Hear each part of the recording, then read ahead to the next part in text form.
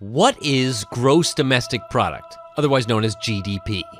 Gross domestic product is the market value of all finished goods and services produced within a country in a year.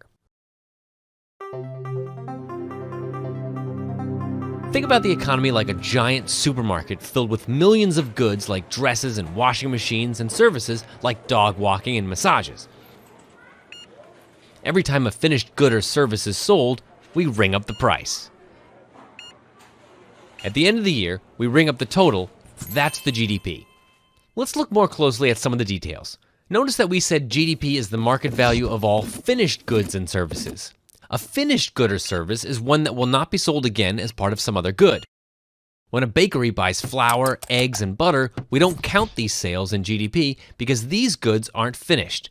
They are intermediate goods that, when combined, will become a finished good, a cake, for example. But if a consumer buys an egg to make an omelet, the egg is a finished good because it won't be sold again as part of some other good. In other words, our GDP supermarket is like a real supermarket. At the GDP register, we ring up the eggs sold to consumers and the cakes, but we don't ring up the eggs the baker used to make the cake. There are also goods that are used to make other goods but are still considered finished goods. These are called capital goods. If Caterpillar produces a tractor and sells it to a farm, the tractor is considered a finished good. The tractor is finished and its value is added to the GDP. Although the tractor is used to make other goods, it won't be sold again as part of another good. So the tractor is still a finished good. The GDP is the market value of all finished goods and services produced within a country in a year. GDP only counts production. If an old house is sold this year, that doesn't add to GDP since the house wasn't produced this year. Only the sale of new houses add to GDP.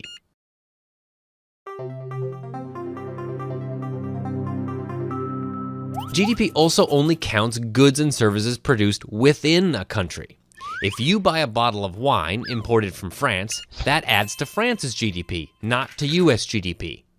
On the other hand, a computer produced in the United States and exported to France adds to the US GDP.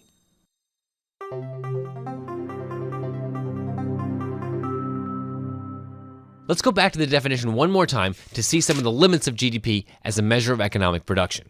GDP is the market value of all finished goods and services produced within a country in a year. If a good isn't bought and sold in a market, then it's not typically counted in GDP. Why not? Counting the market value of, say, all the breakfast cereal produced in the US is easy, at least in principle. Just add up the price every time a box of cereal is sold. Since market prices are observable, every statistician who counts carefully will come up with pretty much the same number. But without market prices, there's no easy or agreed upon way to calculate how much a good is worth. Polar bears, for example, aren't counted in GDP. The statisticians and economists who calculate GDP have nothing against polar bears. The problem is that there's no easy way to calculate how valuable polar bears are. Just because GDP doesn't include polar bears doesn't mean that we can't love polar bears. And if polar bears were included in GDP, that wouldn't require us to love polar bears either. Ultimately, GDP is just a number, but it's a useful number. In the next few videos, we'll show how the GDP number can be used as a measure of the standard of living. But for that, we'll have to make a distinction between the nominal GDP, what we have just discussed so far, and real GDP. So stay tuned.